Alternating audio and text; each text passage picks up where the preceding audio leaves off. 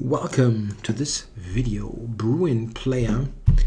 Yep, played him once and won. So let's see if I can keep the score.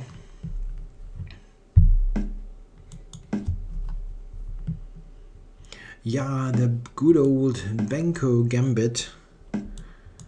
Black is really struggling recently to prove sufficient compensation in this line. The problem, however, is that I only know that this with 12a4 we will probably see that.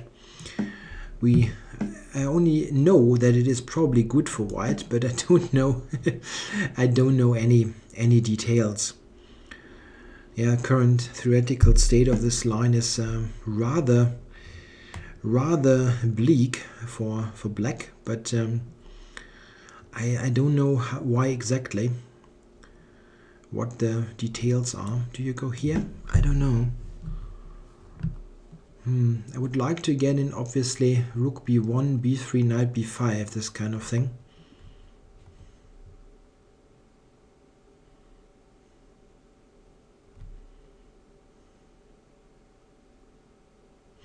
Knight b5. He has rook takes a4 though, so I cannot play that so easily. If he goes h6, what am I doing? Do I take or not?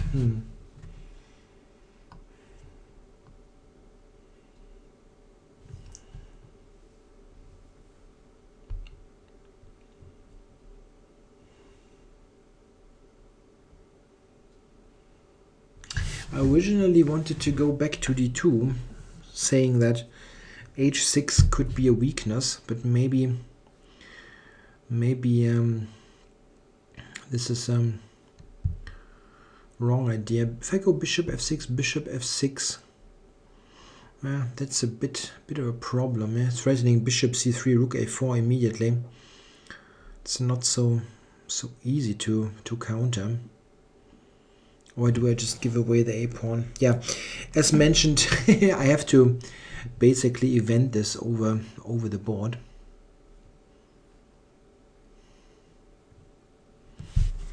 Rook b8 seems okay for black. Yeah, it's not helping if you know that it is probably a good line, but you don't know why exactly that's the case. Rook b8, rook fb1, rook b3, those kind of things might be happening.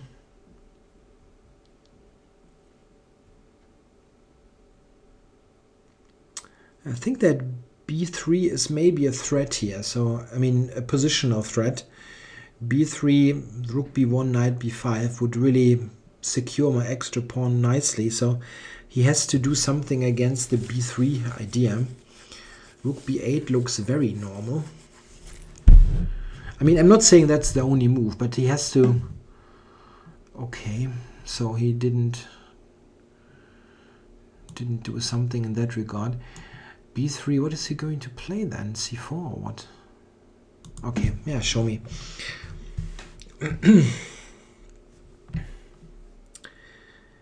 Show me what you got.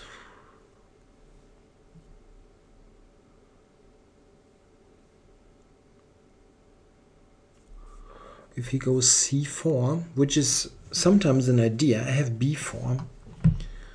So, okay. He's not reacting to anything here. I don't know. I mean, probably he didn't have a great move anyway, but okay, that's the idea. Yeah, that was the idea. Preparing the e-pawn. The e-pawn push. Okay, I can take and then he will probably play... Okay, I can take first and then think about the details. And then he will play d5, yes. Okay. So probably... Let's do this. Rook e1 and d5. I'm going to step back with the king. I can also take... Do I want to take? Not sure. No, I'm going to step out of the long diagonal. This is really necessary anyway.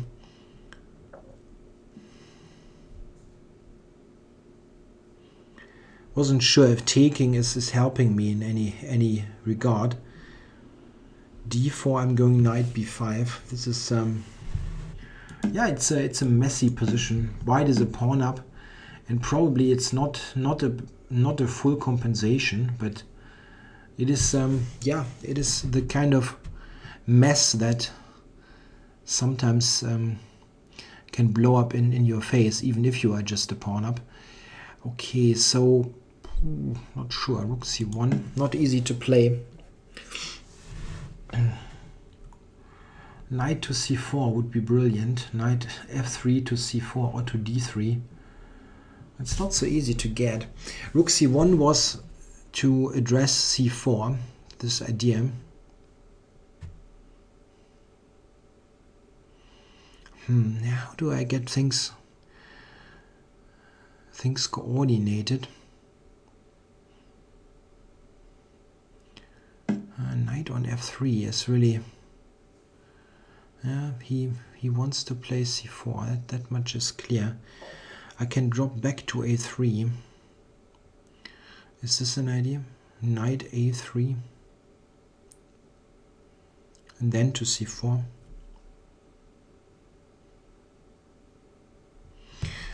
Don't know. That looks kind of strange. It looks slow.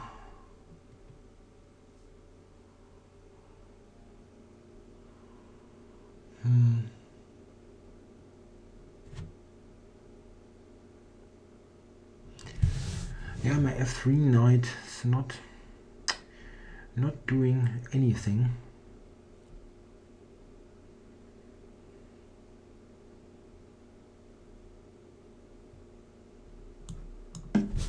Yeah, not very satisfied with this move, but I had to play something. Idea is to go to c4, but he has rook b8. He can maybe switch back to an attack on the b pawn. Now I have knight a5 as a threat. Don't know if queen b7 was so great.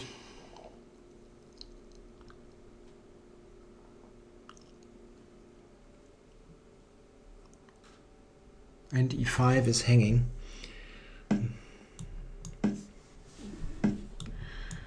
Yeah, so he's giving the material here. It's probably not a bad decision. It's still fairly murky, this position. He's got c4.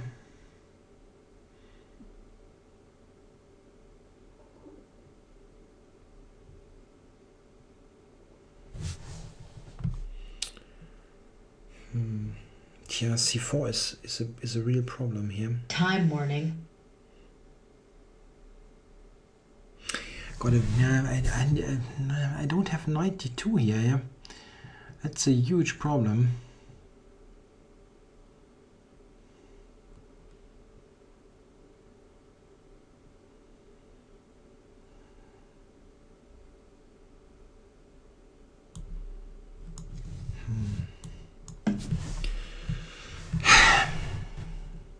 Weird.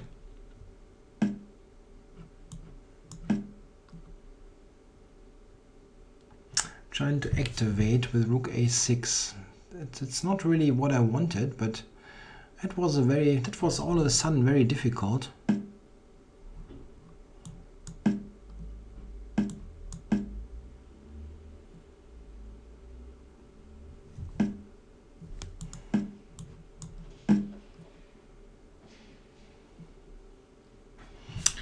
Yeah, the pawns are very quick. I just hope that my activity here can do something against the king on the 7th rank, these kind of things. But the c pawn is quick. Okay, he has a knight c6 trick. Yeah, that's bad. I see no move here. Knight b8. What a move.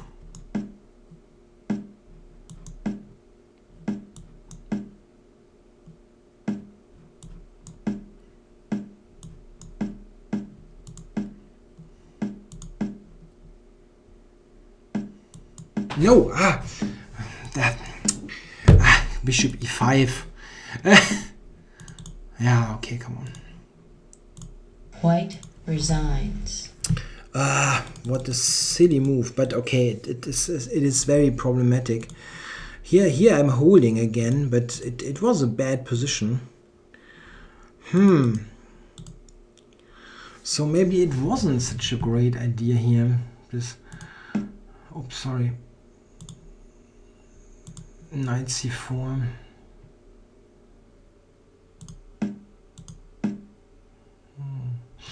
Yeah, computer wants to take on e5 with a pretty big edge. Nah. Knight a5 was my original plan and I stuck to it. But the thing is, when you see then the position, if you see the position then, it is pretty clear that this isn't so great. Oh, I should have played rook a1 here. Yeah, okay, it was just a series of quick moves, and only here I was looking at it again. And this is really not good for white, yeah? Those two pawns, they are very strong. Yeah, that's just a bad position. I didn't find anything remotely convincing. And here I'm just in a very, very bad shape. Yeah, rook f8 was much stronger, but... So let's check. I'm really curious because around here white is just very much better. Rook c8 this is not how you can play this opening. But I really would like to know how to refute it. Let's say. So rook b1. Yeah. So e6. It's the only counter play. d5.